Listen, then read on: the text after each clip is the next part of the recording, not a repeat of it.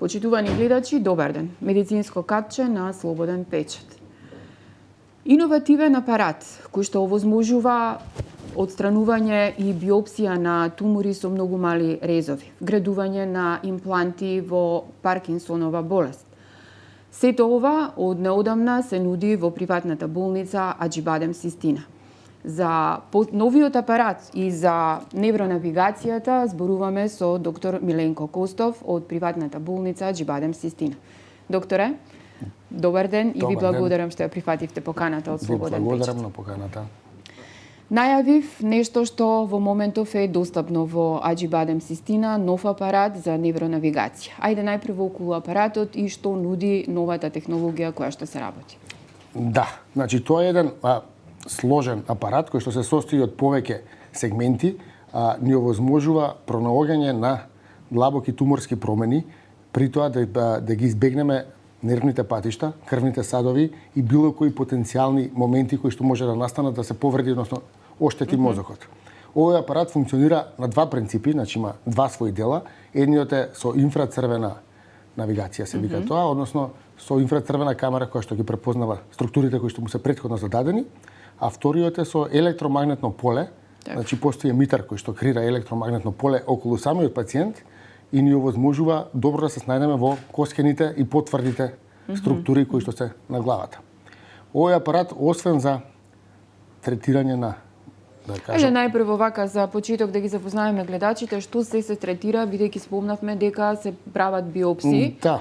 Со овој апарат, меѓутоа може и за оперативно, мислам да се користи за операција. Така, предноста е што има многу мали резови. Да, предноста е што неговата голема прецизност и исклучителната безбедност за пациентот за прв пат ни овозможува да изведеме длабоки мозочни биопсии кои што беа недостапни кај нас во нашата држава. Не се правеа, потоа ни овозможува да третираме длабоки мозочни тумори, при тоа безбедно да ги извадиме низ минимални кортикотомии, ги викаме минимални резови на самиот мозок. Тоа е делот околу онколошките процедури. Постои и опција за вградување на одреден тип на импланти со кои што се контролира и подобрува движењето, особено кога ние тремор движење кај Паркинсоновата болест. И третиот сегмент кој што е многу важен е исто така иновативност во спиналната хирургија, каде што може со минимално инвазивни методи, односно со мали резови да се извршат операции на стабилизација и фиксација на нрветот, кои порано траја многу долго и беа многу мутилантни, односно многу тешки ги поднесе самиот пациент. Така. Повторно ќе ве вратам кај онколошките пациенти. Многу е битно овде да се напомене дека доколку онкологот смета дека станува збор за одреден тип на тумор, не треба и воопшто оперативно да се решава, туку се оди со понатаму хематолошка терапија. Така е. Ајде малку околу ова процедура, значи се зема дел од примерокот и потоа како оди понатаму. Тоа е, значи, се прави најпрви со помош на магнетна резонанца, секако според клиничката слика се утврдува постоењето на одредени типови на тумор на мозокот, за кои што ако се сомневаме дека се многу сензитивни на онколошка терапија, односно на хемо и на радиотерапија, возможно е да го потврдиме нивното потекло и нивната градба, со тоа што низ минимален рез на главата, тоа е околу 1,5-2 мм дупченце, можеме со помош на апаратот за невронавигација безбедно да стигнеме до било која регија на мозокот, оттаму да земеме доволен број пати примерок, веднаш веднаш патологот да ни потврди кога се работи за туморска промена, да се направи типизацијата на промената и да се даде онколошки третман, бидејќи тоа се прави бидејќи некои од туморите се многу сензитивни на онколошкиот третман. Нема потреба од радикална хируршка ресекција, да. Тоа беше и целта, дека практично оперативно не мора да се решава туморот да се отвара главата, него понатаму да се остави онколошките лекови да со минимална травма, максимален бенефит да извадиме, да. Околу оперативниот зафат, многу е битно да се напомене овде дека се скратува и самиот оперативен зафат, меѓутоа и третманот потоа постоперативно во денови. Ајде малку околу тоа да позборуваме, бидејќи станува збор за минимално инвазивен третман, колку трае опоравувањето, самата операција и постоперативното лекување. Во принцип, досега направивме околу 20 процедури веќе и нашите почетни искуства покажуваат дека времетраењето на самата интервенција се скратува за 25 до 30%, што значи дека самиот пациент е значи за 25 до 30% од времето пократко во анестезија. Резот и траумата на самото мозочно ткиво се многу помали, така да и деновите за опоравок се кратат и целото тоа секако непријатно искуство за болниот, се скратува и се прави, како да кажам, помалку непријатно. Така. А резултатите се уште подобри од тоа што беа. Така, во болница претпоставувам исто така помалку се останува болнички денови, нели, на Да, се крати и времето на опоравок сигурно за 20 до 30%, тоа е ден или два, ако порано било меѓу 5 и 7, сега меѓу 4 и 5 денови, така да и за тоа имаме дополнителна предност. Ова е само почеток на таа невронавигација. Спомнавме дека може да се вградат и импланти кај Паркинсоновата болест. Тоа е претпоставувам нешто следно кое што дополнително треба да се работи во Аџибадем Систин. Да, тоа е се работи за се повеќе и повеќе луѓе се јавува кај се повеќе и повеќе луѓе се јавува Паркинсоновата болест, која што знаеме една од главните карактеристики е неволевите движења. Постојат опции за вградување на импланти со кои што тоа движење се контролира и често тие интервенции се изведуваат на будно, знаете како што сме имале можност да гледаме на филм како на пациент кој што е буден му се вградува имплант и неговите движења почнува да стануваат сврсисходни, односно тој почнува да ги контролира. Така да тоа е следниот чекор кој што го планираме. Да. Така.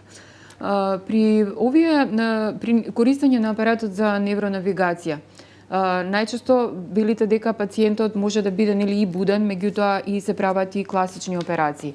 Околу оперативните зафати невролошки да не се добие впечаток само дека се работат на глава.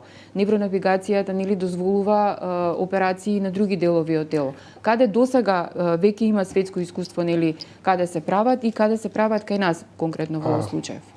Кај нас се прават, борувам во Аџибадем Систина само, се прават и интервенции на рбетникот, на кичмата. Така. Со помош на невронавигацијата се скратува времето за пронаоѓање на безбедниот коридор за работа. Исто така се смалуваат интраоперативната траума, се смалува и самиот трес и времето кое што хирургот го проведува додека трае операцијата. Со мали резови се поставуваат стабилизациони материјали и сето она што порано било на вистина мутилантно, мачно, тешко, како за самиот пациент, така и за екипата внатре во сала, сега и времето на траење се скратува и опоравокот, исправањето, да кажам, станувањето на болниот е многу побрзо и подобро.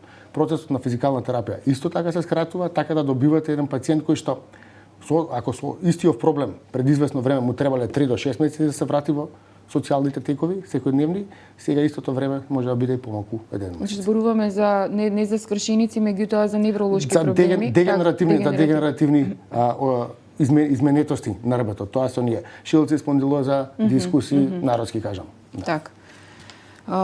Што остана друго да се спомне, нели лидери сме во регионот повторно, вие практично како болница со невронавигацијата.